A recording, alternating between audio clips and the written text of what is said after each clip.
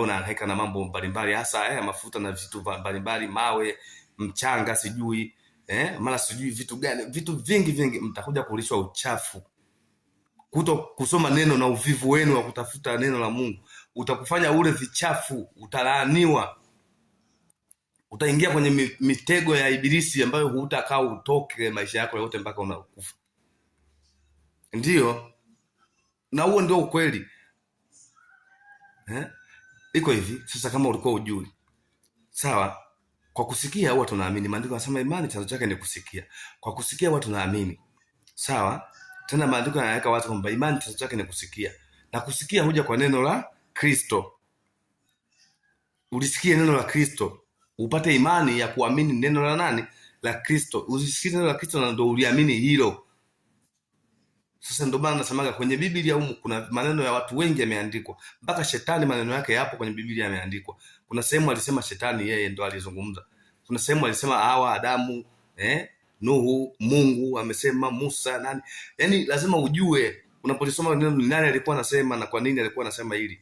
Kina Yohana wamezungumza, kina Yuda, kina Petro, kina Simeon. Watu wamezungumza. Ilikuwa ni system ya majibishano, mtu na mtu wakikutana, huyu anazungumza na huyu anazungumza. Sasa lazima ujue hapa ni nani alikuwa anazungumza na neno hili lilikuwa na maana gani. Sasa hebu ona, tunasoma kwenye tusome Biblia, kitabu cha Matendo. Tusome Matendo sura ya kwanza. Zamani tusome ule mstari wa 8 pale. Sawa? Matendo ya Mitume sura ya kwanza mstari wa 8.